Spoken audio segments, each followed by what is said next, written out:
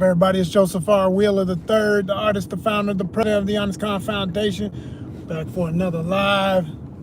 Get live with me, get live with me, get live with me. You know, I was live earlier today, too. Shout out to everybody who's in that live, who checked in. Shout out to my 3 new subscribers. That's right. I pay attention to my numbers, the ones that matter. You know what I'm saying? I tell y'all all the time, quality before quantity. So whenever I go live, always set my settings that the only people who can talk to me in the chat are my subscribers. So if you're a subscriber, come on in. I'd love to hear from you. Let's chop it up. Other than that, you got to earn your right. You know what I'm saying? Everything's about levels. Everything has levels in life. Say that again, because some people really don't understand that concept. They don't like things like that. They don't like things that make them have to themselves, be vetted, be qualified. It's really amazing. And it's amazing when it's people who have had to do that. Okay, maybe they just get tired. You know, you get tired of having to go through the different trials and tribulations to be worthy of something. But when you're dealing with a system that is validated, when you're dealing with a system that is not gate kept, but literally validated, like we have standards because our standards are high, because if we allow our quality to go down, we can't do what we've been known for doing. Like, does that not make sense? You don't maintain the quality of your family life. You don't maintain the quality of your businesses. You don't maintain the quality of your creativity, of your productions, things that you share with the world as an artist. You don't maintain the quality unless you set standards, have levels, and do not budge on your boundaries. You don't budge on your boundaries. You stick to what you say you about to the day you die. And when you're gone, if anybody who knew you well wants to continue to raise your flag and run your torch, they better be representing what you are about. You hear me? I think y'all heard me. I think y'all felt that. And that's for anybody who need to hear that right now. That's just, that's a daily affirmation for me. But there's some people out here need to hear that. They need to know that that's the way it really works for success, for having anything of longevity. You've got to set standards. But you only set those standards after you. First of all, you gotta know yourself. First of all, you gotta have knowledge of self, true knowledge of self. Okay, not falsified information that sounds good to your ear because it speaks to your ego. So you want to build a story around yourself that ain't got nothing to do with you. No, you know who the hell you really are, and you set your standards. Okay, you recognize your purpose. You live in that purpose, and you leave a legacy. But when you do that, you're gonna have levels. You're gonna have boundaries. You're gonna have standards. That's why every time I go live, the only reason I even do it as much as I do it is because there are at least some boundaries allowed through this app that I can push these buttons every time. Sometimes I forget, I get in the zone and I just want to talk, I just want to go, and I get a quick reminder of why I do it. But I don't allow anybody but my subscribers to chat with me. And even that's not a complete boundary, but it's enough that it deters most of the foolishness, because only the realest of the real are ever going to push those buttons and support you. I mean, it's 10 people looking right now. We should have been had a thumbs up. We done probably had, if you add up everything since I started, have 15, 20 people in here. 15, 20 people. Now it's 3. See, as soon as you start talking about them, they crack me up with that. But I love that. I love when the number drops. I do. I do. Because I don't care about quantity. I care about quality. I care about the quality of the 3 people watching me right now. Who are you? What are you about? Do you value your life? Do you live in your purpose? Do you know who you are? Are you proud of who you are? Do you respect the people in your life? Do they respect you? Do you demand respect? See? Then the number gets smaller again. It's going to be that way every time. I always say. But I don't care. Because I'm only here for the one that will hit that thumbs up, that will subscribe, that is already a subscriber, that shows respect and understands respect first, then power, then everything else. Then anything else. The last bit of the phrase is money, but like I say, it's always last, and it's only I get to the point I don't even want to mention the money because it's automatic. We live in a money obsessed world. You know you got to get to that, but don't put it first. Respect first, then power, then money. If you live by that, you live in the way. Like the Mandalorians say, this is the way. I'm a Mandalorian, y'all. This is the way. If I was in the Star Wars universe, there's a couple of things I could be. Mandalorian is definitely one of them. I'd love to play a Mandalorian in a character. That speaks to my heart as a thespian, as an actor. I'd play one of the most cold, calculated, smooth. That dude would be what? Give me a Mandalorian character all day, all day. Wookiees. I could definitely play a Wookiee too. I ain't tall enough really, unless you put me in some stilts. But I'm tall, but I ain't that tall. I mean, I'm 7 and 8 foot tall and all that. I know they're at least 7 foot, but I don't know what the tallest Wookiee is. But they big. They big as hell. You know. But that's what stilts and costumes and all that's for. You know what I'm saying?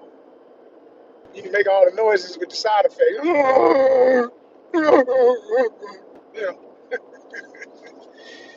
Shout out to all my Star Wars fans. Shout out to all my sci-fi and general fans. Y'all see all these layers I got on. Why? You say, damn, wasn't it just you just talking about how warm it is? Yeah, well, we get the blow off of what they get up north. Like up north, I got my family up there in New York and stuff. They send us pictures from Hempstead.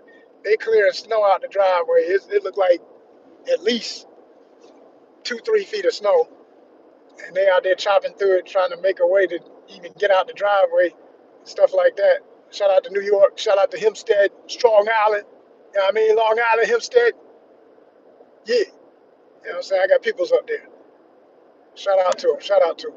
But yeah, they in that real cold. But I always say when it come down like that and it's profuse, we get the blow off. Like whatever winds catch up there and shoot down here, then it get cold down here. You know what I'm saying? We may not get the snow and stuff, but we're gonna get the it's cold on this side of the country type side effect. That's what we get. So I got all my layers and I put on my joint again. You know what I'm saying? Cause we like that. You know what I'm saying? Cause we rock with them winners. Cause we winners. You know what I'm saying? Before you say, oh, you on the bandwagon, man, I had this shirt 15, 20 years before they just won. Why? Because I always like the logo. I always like the logo. That bird is the truth. That speaks to a lot of levels of things. That's speaking to the indigenous arts of the people or the original lands of what Washington State stands on. That's what it say to me first and foremost. Okay, shout out to all my indigenous peoples. Okay, that's what that taught to first of all. So I just like the logo. And I'm a nature dude. So if you got a real cool animal as your mascot, and it's a smooth logo like that is, I'm in there. So ever since I was a kid, I like the Seahawks logo.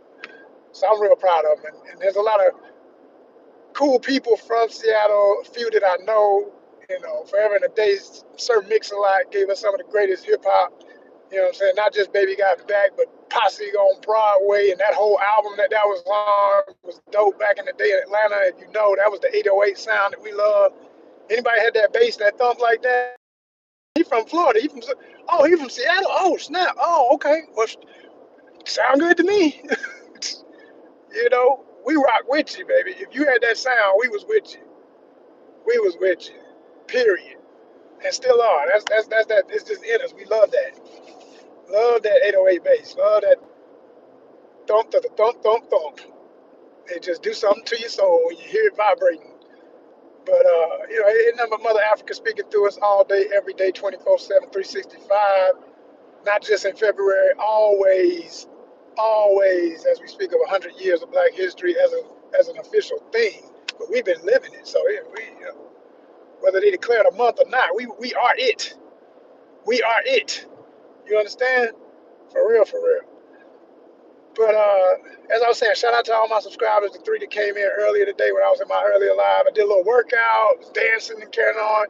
Really what I usually do when I go live from the kitchen. Sometimes I'll show y'all a bit of a I say pseudo because it's not an official cooking show. I don't want to get the miscommunication. Like sometimes it is like a straight up cooking show, but I don't have enough cameras to really do that and call it that, in my opinion. You can't have just one facing you and not have something on the food. You gotta have the ability to be like, one could be on you while you're talking, and one is on the food, showing you chopping stuff, mixing stuff with it. Like I be holding it up, doing what I can. I got, hey, we bootlegging it, you know. So because I'm bootlegging it, I don't call it an official cooking show, but I just say, hey, I'm grooving in the kitchen, and because I say kitchen, you know, it might be cooking going on, you know. And then I try and kill 2 to 3 birds at one stone and get a little workout in too sometimes. So I did that, got down, did some push-ups, did some weight with my 30-pound dumbbells. That's my system. That's my gym right there. The floor, side of a counter or couch, whatever. You know, you can do some inclines. You can do some dips. You can do all kinds of stuff in your house that most people spend hundreds of dollars to go to a gym and do. And I'm not dissing that if that's your way. I'm just saying for me, it don't fit because I don't have that kind of funds. I had like one era of my life where I was a regular gym guy, and it was expensive, man. Even and I wasn't even in no like real major, uh, super fancy franchise type gym. But it was a nice gym. It was still it was an independent one. This guy and his wife started this gym, and they moved it even within the time of me having a membership. So I got a chance to see the new one when they opened that, and that was real fresh too. But I actually liked the old one better than the new one they did because they had more space. And yeah, I used to love going there because you could go 24 hours. As long as you had your car, you had a little key fob, and you just buzz yourself in. And of course, everything's on camera, so And it was in a nice area, so it really wasn't no heavy threat of you be up in there and something going down. It wasn't no big parking lot with a bunch of people hanging around. It was a very low key type thing. Like if you knew, you knew, and that fit my personality totally. That's just the way I like to move in general, man. It's like those in the know gonna know, and everybody else ain't supposed to know. You know what I'm saying? Access again, limits, boundaries, love it. It's the way to live, y'all. It's the way to live.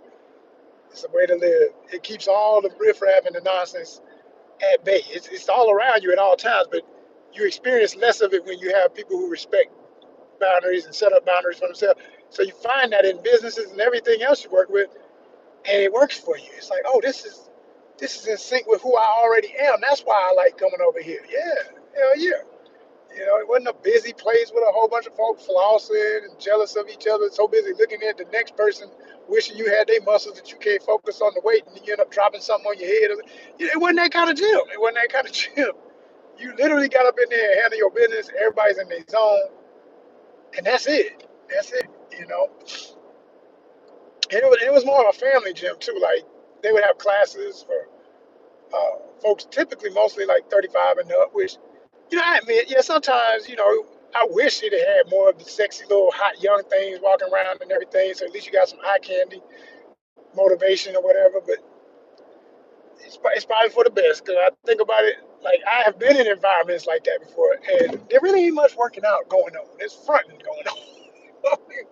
Too busy looking, man. It's too much competition for what you're supposed to be focused on.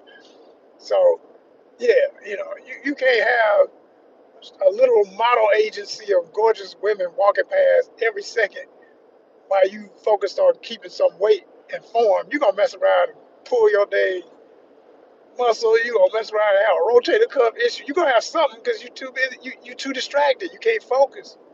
I never forget hearing The Rock say, Dwayne The Rock Johnson say that he does not work out with anybody. That's why every time you see him go live from his gym, his personal home gym, he the only one there. You can tell he done propped his camera up on some kind of little tripod or something, and he just talking to it. But like, yeah, like every now and then he'll have a camera person in there with him or whatever. But that's it. It's like that's it. It's just these people he trusts that he worked with anyway. They always around him, so they know when to shut up, not to say nothing, when to be, all of that. But he in that zone. He's like, yo, when I come in here, I'm about business. I don't want no distractions. I was like, I dig that, man. I dig that. When I get to where I'm going, if I'm ever meant to have, the home gym type situation, which don't need to be nothing close to what these kind of guys be having. I just need a little simple situation. Yeah, it's like it'd be for me and my lady, and if I have expanded family, whatever, that's it. I don't need a whole huge ass LA Fitness in my house, even if you're rich enough to have it. I tell this story sometimes. This is old news now. I'll talk about it. I used to not break that kind of stuff down, but the story done got so old it don't matter. I remember there's a friend of mine that knows the Holyfields, or the wife knew one of his wives, because he had a bunch of different divorces and stuff. But the boxer, legendary Evander Holyfield, uh, who, if you know in Atlanta history, the house that Rick Ross now brags about and calls the promised land, and has turned into what he's turned it into. Originally, that was Evander Holyfield's house, and so Holyfield, and it's right off of, if you know Atlanta, it's right off of Old National Highway and the border of what begins Fayetteville. So anyway, this buddy of mine, like I say, his wife knew the wife of somebody that was one of the former wives or something, or current wife. I can't remember how it was back then. I don't know if they were in the middle of a divorce or what. You never know with that kind of situation. But we had an opportunity. I say we because this is back when I'm divorced, but this was back when I was married. And I remember me and my ex, we were invited to this baby shower. So we went to the baby shower at that house, and it was at the basement of the house. We didn't get a chance to see the full house or nothing like that. We didn't get no tour of it, but I have been on the property. Is my point. And I'll never forget. We were walking up, and there was this guy outside, and he's on his phone, but he's like, I'm 6'2". The guy may have been 5'10", 5'11". I don't even know if I'd say 5'10". Honestly, I think he was about 5'10". And the closer we got, I'm just, he was on the phone, so I wasn't, I'll say hi if he had made eye contact, but he wasn't looking at us. So I was like, okay, I'm not going to stress it. If he don't look up, I ain't going to, I'm always looking for that moment to show respect, like, hey, I'm on this person's property. I don't know who this is, because I couldn't even see that it was who it was. And as we were passing by, my ex was like, that was Holyfield. I said, that was what? And I looked back, and then I realized, damn, that is him. And I almost wanted to like wait for him to get off the phone. And she was like, "Nah, don't bother him. He on the phone." I said, "Yeah, you right." I was like, "Oh my God, I wanted to get a picture or something." I was like, "That's Evander freaking Holyfield, the man, the real deal Holyfield in the flesh, right?" Oh yeah, it's traffic out here today, y'all. They got some kind of construction going on out here. But anyway, let me finish my story. So it was Holyfield in the flesh, and he was built like you could see the muscle of a professional boxer and all that, but he wasn't really a huge dude. I mean, he's bigger than me, but not much bigger. Like I was kind of shocked. I didn't think he looked that way in real life. And then I know it's different seasons for when guys train and they're around the corner from a fight. They put on weight, they take off weight, they do all that kind of stuff. So who I was looking at wasn't necessarily who usually steps in the ring, but it was him. And it was like, so it was crazy. I was like, damn, that was really him. That was Evander Holyfield, right? But what cracked me up was I also saw inside that little one room he was standing in front of, there was a huge gym inside the house. And when I say huge, I'm saying this thing was the size of, I could look all the way through and see how far back it went. It had to be big as the average, LA Fitness or something. But it's inside this house. I mean, it is a huge mansion, so it makes sense that it could accommodate it. But all I could think was, this is hilarious because wasn't nobody there, at least that, I was aware of being there, other than, at least where we were, there was nobody else there except for the guests who were invited to this baby shower. And, it was maybe 30 maximum, yeah, probably 30 people. That's about it that showed up or whatever. And, when it was over and that was that. But I didn't see him again after that. Just never forget thinking to myself, man, the amount of space that is taking nobody. I didn't see nobody on no machines. No one was working out. I'm just like, that's too much to not have nobody over here all the time. I would be charging admission like shit. I mean, that's when your house becomes a business. Like for real. Like why would you have something? It's just in my head. I'm just like, I couldn't fathom it. Like why would I have that and not be putting it to use at all times? Like all of my celebrity friends would be like, yo, y'all gotta you pay a membership money. Come on through, but at least I'm getting something out of it to pay for the maintenance because you're gonna have to do some upkeep. You're gonna have is an expense constantly. I can remember seeing water damage on the ceiling when I was in the room we were in for the baby shower. It was like his prize room, game room, if you will. He like had the trunks on the wall and uh, pics from different fights and all kind of like that was really cool. It was like a little museum, but I never get seeing water damage like this week in this thing. Like this is a freaking mansion with the How you got any regular people problems? Like, but that was the reality check I got from that. That money don't mean it always makes sense. It's just money. You got to maintain things. You got to constantly be working on things. You get the money, then you got to keep the money. You build a house, then you got to maintain the house. It's so much to it that most people don't even think about. They just want what they think is gonna make life easier. It don't make it easier, you know? And if you're not prepared for the thing you're getting, everything from the car to house, whatever, it all requires maintenance and upkeep and care and attention and time spent and all that for it to be worth your money.